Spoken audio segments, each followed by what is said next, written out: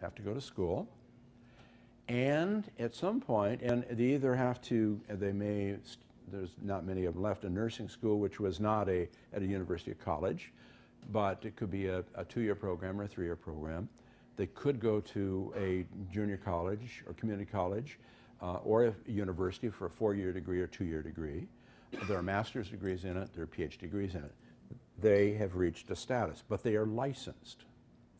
All of them are licensed by the state of some sort, one of the 50 states, and it tells them what they can do, which also tells them what they can't do. So their practice has been defined by law. And if you don't believe that, I want you to visualize this. Renato, you're going to get very sick today about 10 o'clock.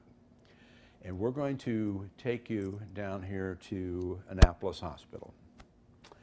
And you're somewhat conscious, but not quite. And as you lay in the gurney and they rush you in the emergency room, you see all kinds of people hovering over you. Now, some of them obviously are registered nurses, but you can't tell the difference. Some of them are doctors, you can't tell the difference. And some of them are probably licensed practical nurses, some are technicians, whatever. And somebody says, "Nurse, do this, this, and this to this man." Now your life is in a balance. And then you hear another voice respond, and the voice said, "But doctor, that will kill the patient." Now you can't move anything but your mind. Now, what's being played out here, and this is played out every day in this area, in this profession, is the fact that by state law, our doctors are allowed to practice here, our nurses here, and the doctor can do what the nurse does, but the nurse can't do what the doctor does. Who's right? Well, in most cases, I'll be honest with you, I represent nurses, I'll trust my nurse first, but lay that aside, okay? But this is the dilemma in this work setting. So we have a craft line set up. Do we have semi-skilled in this world? Yeah, that's the licensed practical nurse. That's the next lower license. Those people can do something. Remember, think about it. If you get really sick, within your sickness, you will have 5 different to 10 different crafts work on you with semi-professionals, and none of them can do it all. And what happens when they don't hand it off correctly? Something happens, yes. So what we've created is the crafts have been recreated, the semi-skilled has been recreated also. Well, we have teachers. We have teachers' aides. We have parapros. Okay? We have doctors. What do we have? We have physician's assistants. And the laws of the various states define what each of these can do. We have engineers, but we have technicians. And all of a sudden, the cycle is now beginning to roll again in terms of this. Well, let's take it a little bit deeper, and I'd like you to go over another page. Remember we had apprenticeships? Well, we have those also. Try to get in and become a veterinarian in the state of Michigan and go to Michigan State University. It's one of the best vet schools in the nation, but the only way you're going to get in there is if another vet recommends you who graduated from Michigan State. It's closed. Try to get into a medical school without a recommendation from a physician. Try to get into a pharmacy school without a recommendation from somebody already there. So we know that the entrance to the schools of the new craft are controlled by the craft itself. It is a recreation of it. We also have state licensure. Well, relate that to when I become my journeyman status. State licensure is supposed to say you're now a journeyman. Now, does state licensure guarantee that the doctor is absolutely perfect and there will be no problems? No. Does that mean we get rid of licensure? No. Just let us recognize we've recreated the crafts again. And we're organizing these people, and the contracts and those relationships are starting to function in very similar kind of way.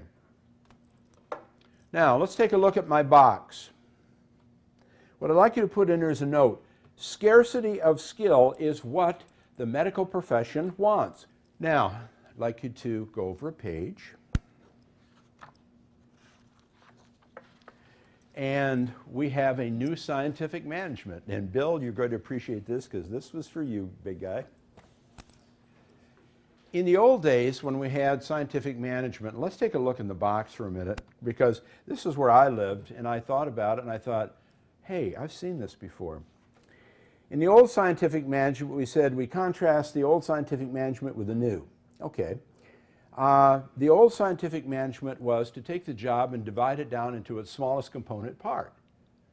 And that was, in effect, a suggestion of the union to create prosperity, more production, and better wages. And that really led to the rise of the middle class, blue-collar union in America and our democracy. On the other hand, when I look at these things, it decreased the employee's role versus expanding employee's role. Well, the first thing is that the first one, that is breaking my job down into its smallest component part and then I can do it faster, proposed by the union, that meant I had less input. I wasn't expected to do anything but have, remember that old thing of the two wrenches? There was an old, was it a Charlie Chaplin movie where the people were coming down and just in the factory with the wrenches. And now what's happened is the new scientific management, most of its origin came from management. And what it said, and these are just examples of the types of things, and Bill, your people may not have called it anything, but anyway, we all went through this era. We're still going through it. The old quality of work life, quality circles, job enrichment, labor management committees, job enlargement, oh God. That means more work for the less pay, right? Teams, cells. And what happened is that anticipated that you'd participate more. And the assumption was that if I participated more, and because we as workers have always said this, if we participate more and you actually listen to us, you'd be better off. Well, I believe that's seriously true. Yet the insidious part beyond that was that I remember that in capitalism, somebody owns, and there's a certain point where that somebody will not take your recommendation. You know, people said, oh, we'll make joint decisions. So Mike and I and Bill and I are going to make joint decisions, only up to a point.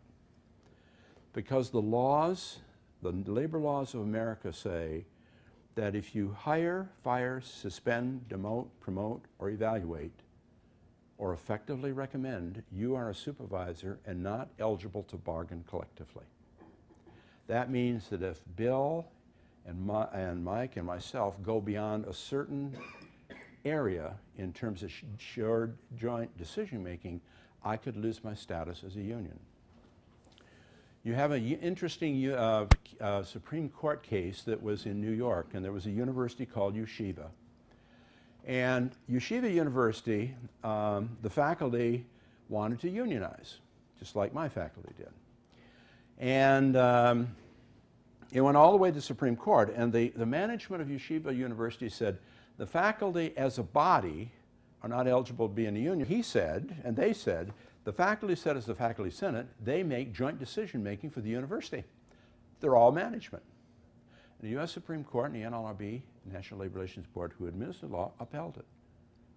So, yes, we can expand it, except the problem is that Bill, as a trade unionist, is on a very, very slippery slope. I believe, and I do believe fervently, that working together is the way we have to go. But I also know that he is on a slope that said if I go too far by accident, I could, in effect, a change in management could challenge my status, which we don't want to have happen. So that's been built in during this time period. So we have a new scientific management. This one is very different. It generally came from management sources. It generally was to expand the role of the worker. The other one came from union sources and decreased the role of the union in terms of basically just simple productivity, okay? So, but there's all kinds of nuances. Just understand that historically, here we go again. A lot of this emanated from this city here and from our auto industry. Now, why is the service sector so difficult to deal with? And I've listed maybe 8 or 9 things that I found, and I'll now really address some of the pieces of the public sector that you'd like to have addressed. First of all, I find that there are either a vacuum in terms of laws for public workers to bargain collectively, or they're ineffective laws. There are roughly 200 pieces of or laws that exist in America to govern collective bargaining for some form of public worker. In a private sector, there's 2, the Railroad Labor Act and the National Labor Relations Act. That's it. One law, one standard, whatever. We gripe about it a lot, but that's it. But in public, we have Massachusetts has a law, Michigan has a law, California has a law, and they're different. They have different bodies that are appointed by different governors and whatever to service that. There generally is no right to strike or an ineffective right to strike. Now, realize that the strike is decreased in vast importance, but still the bargaining contemplated that was the power source, and that power source doesn't exist, and people don't understand that. We went through a lot of situations where, very frankly, the teachers had gone on strike and they got fired, or we'd do this, and the judges would lock them up in the chambers, and all of that, this history of the last 10, 15, 20 years. Bottom line is there is no effective power source in the public sector of service. Now, let's take a look at this thing about what I call white-collar identity. We talked a little bit about it yesterday. The color of my collar, I don't care how badly I'm abused, makes a difference to some people. And that's why I always said to people, I said to my nurses, I said, are you paid like a professional? Are you treated like a professional? Because they were very reluctant to do something, even to gain things that were basic to what the law provided for them, and said that they could do. Now, let's talk about unit determination. This is a serious problem in terms of growth here. And I also think about it when we go to the data economy also. Most of the bargaining units today that are in service have less than 25 people in it. That also tells me, when I look at 8, the vast majority of small companies die in the first 5 years. Almost 80%, even in a good economy. And if that's true, and I organize a company that dies in 1 to 5 years, what do I promise somebody?